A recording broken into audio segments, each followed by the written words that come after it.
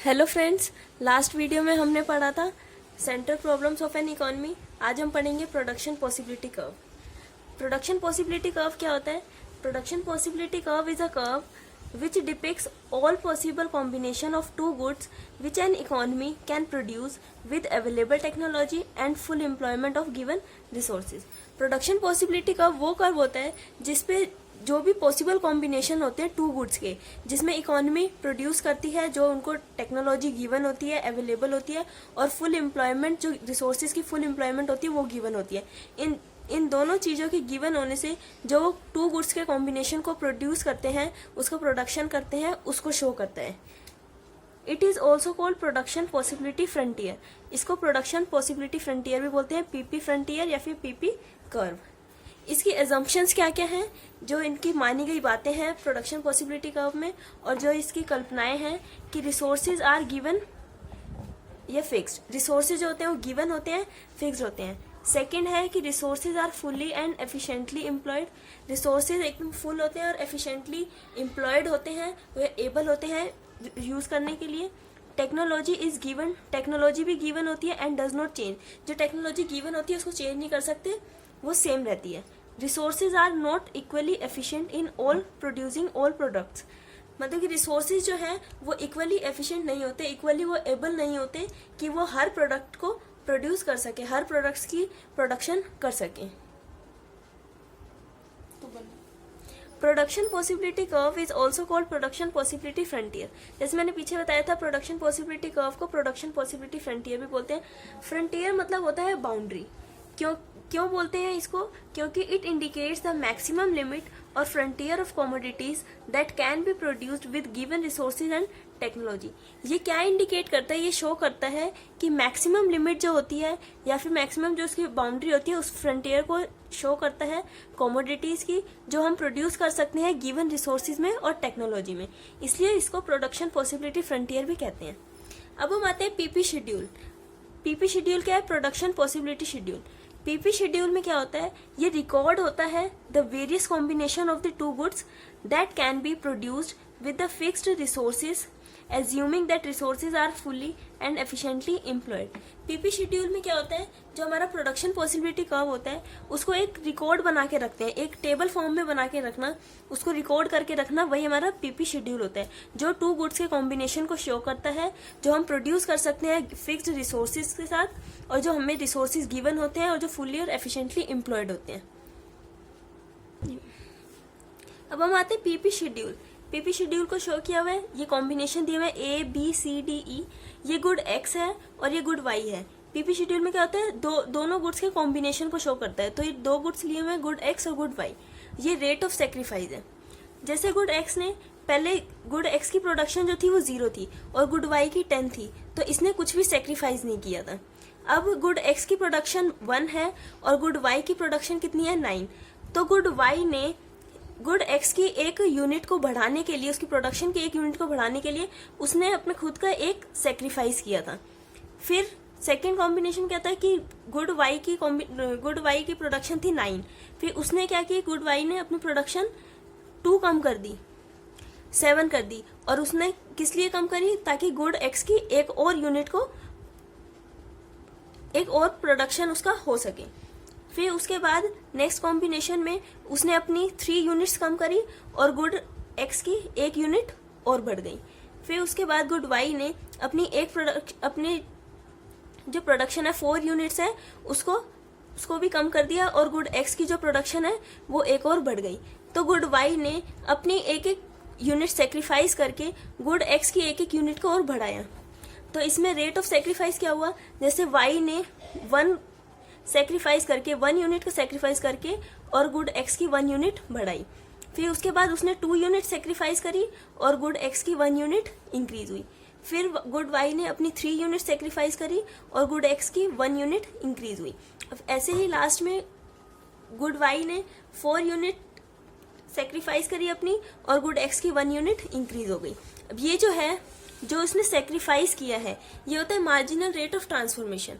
Marginal rate of transformation क्या होता है? MRT is the ratio of units of one good that needs to be sacrifice to produce one more unit of the other good. ये वो ratio होता है जो एक good जो होता है वो सेक्रीफाइस करने की उसको जरूरत पड़ती है। क्यों? ताकि वो दूसरे गुड की जो एक और यूनिट को प्रोड्यूस कर सके, उसकी प्रोडक्शन को बढ़ा सके। तो MRT क्या होता है? Units of one good sacrifice, जो एक गुड की यूनिट होती है जो उसने सेक्रीफाइस की होती है, डिवाइड में more units of other good produce, जो दूसरे गुड से होते हैं उसकी यूनिट्स बढ़ जाती हैं।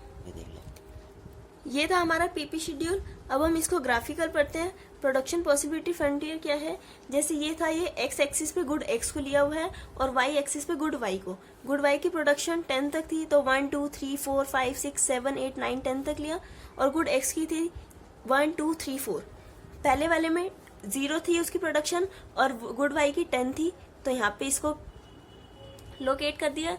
फिर सेकेंड वाले में गुड एक्स की 1 प्रोडक्शन थी और गुड वाई की 9 थी। फिर थर्ड कॉम्बिनेशन में गुड एक्स की 2 थी और गुड वाई की 7 थी। फिर फोर्थ वाले में गुड एक्स की 3 थी और गुड वाई की यूनिट 4 थी।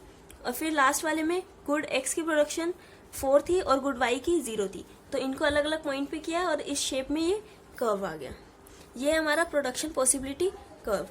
अब इसकी प्रॉपर्टीज क्या क्या होती है प्रोडक्शन पॉसिबिलिटी कर्व की? पहला होता है sloping downwards from left to right. इसमें ये जो कर्व है ये लेफ्ट से लेके राइट तक शिफ्ट होता है और ये डाउनवर्ड स्लोप होता है।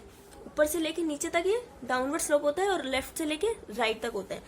तो sloping downwards from left to right, ये फर्स्ट प्रॉपर्टी है पीपी कर्व की। इट इज सो, ये क्यों होता है? It is so because to produce more quantity of one good the society has to sacrifice some quantity of the other good. ये इसलिए होता है कि किसी एक गुड की ज्यादा क्वांटिटी को प्रोड्यूस करने के लिए सोसाइटी को सेक्रीफाइस करनी पड़ती है दूसरे गुड की कुछ क्वांटिटीज को।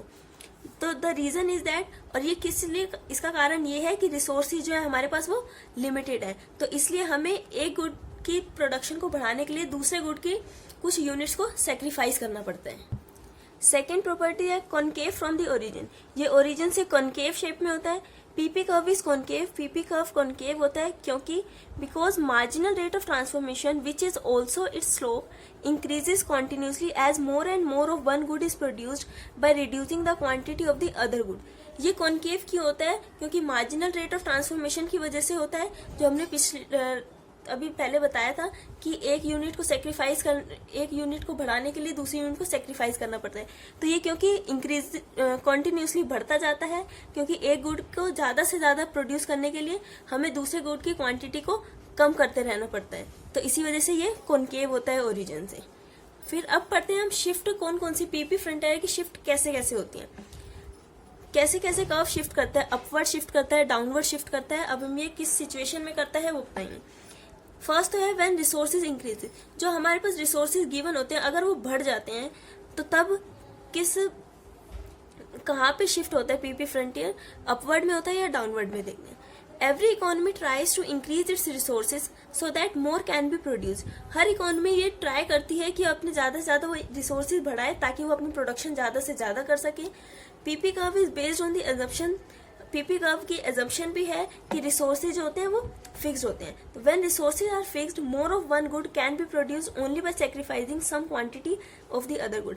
अगर रिसोर्सेज फिक्स्ड होते हैं तब तो सिर्फ हम एक ही गुड्स को ज्यादा तभी प्रोड्यूस कर सकते हैं जब हम दूसरे गुड की कुछ क्वांटिटी को सेक्रीफाइस करेंगे। तब जब हम दूसरे गुड की कुछ क्वांटिटी को छोड़ेंगे तभी हम एक गुड की क्वांटिटी को बढ़ा सकते हैं, उसको ज्यादा प्रोडक्शन कर सकते हैं। सेकेंड कंडीशन कौन सी है? When technology change. जब टेक्नोलॉजी चेंज होती है। Better technology means that more can be produced of both the goods. अगर ज्यादा अच्छी टेक्नोलॉजी होगी, बेटर टेक्नोलॉजी होगी, तो हम दोनों गुड्स को अच्छे से और ज्यादा से ज्यादा प्रोड्यूस कर सकते हैं, उनकी ज्यादा प्रोडक्शन कर सकते हैं। तो in this situation also PP frontier shift upward. इन दोनों सिचुएशन में जो हमने फर्स्ट सिचुएशन बताई थी व्हेन रिसोर्सेज इंक्रीजेज, जब रिसोर्स इंक्रीज होते हैं, और सेकंड सिचुएशन है व्हेन टेक्नोलॉजी चेंज, जब टेक्नोलॉजी चेंज होती है।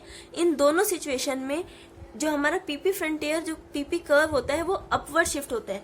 पहले जैसे यहाँ पे था तो वो अब अपवर्ड ऊपर की तरफ शिफ्ट हो जाएगा आगे। ये गुड एक्स एक्सिस पे गुड एक्स है और वाई एक्सिस पे गुड वाई है। अब थर्ड और लास्ट हमारी सिचुएशन होती है व्हेन रिसोर्सेज डिक्रीज, जब जो हमारे पास रिसोर्सेज होते हैं, जो हमने पहले पढ़े थे लैंड, लेबर, एंटरप्रेन्योर, ये सब चीजें जो रिसोर्सेज है हमारे पास, ये जब कम हो जाते हैं। रिसोर्सेज विद द सोसाइटी में decrease due to unusual happenings, resources जो है सोसाइटी के साथ से वो भी कम हो सकते हैं। किसके कारण? जब अनयूजुअल हैपनिंग जो हमें ना पता हो वो ऐसी ऐसी चीजें हो जाए, लाइक वॉर है, कोई लड़ाई हो गई, युद्ध हो गई, नेचुरल क्लैमिटीज है लाइक फ्लड है, अर्थक्वेक है, एटसेट्रा, ये सारी चीजें जो है कोई भी नेचुरल डिजास्टर वगैरह आ जाए, इससे जो क्या होता है रिसोर्सेज डिक्रीज हो जाते हैं। इन सिचुएशन में जो प्रोडक्शन होती है, production potential of the country decrease, जो कंट्री की प्रोडक्शन होती है वो डिक्रीज हो जाती है, कम हो जाती है। इसलिए पीपी फ्रंटियर इस सिचुएशन में डाउनवर्ड शिफ्ट करता है। इसका जो ग्राफ होता है वो डाउनवर्ड स्लोप हो जाता है। पहले जैसे यहाँ पे होता है तो फिर ये वापस यहाँ हो जाता है, ये डाउनवर्ड हो जाता है। ऐसे ही एक्स एक्सिस पे यहाँ गुड एक्स और वाई एक्सिस पे गुड वाई। ये हमारा प्रोडक्शन पॉसिबिलिटी कर्व यहाँ पे खत्म होता है। Thank you so much guys. अगर आपको कोई भी डाउट है, कोई भी क्वेरी है तो आप कमेंट सेक्शन में पूछ सकते हैं। Thank you.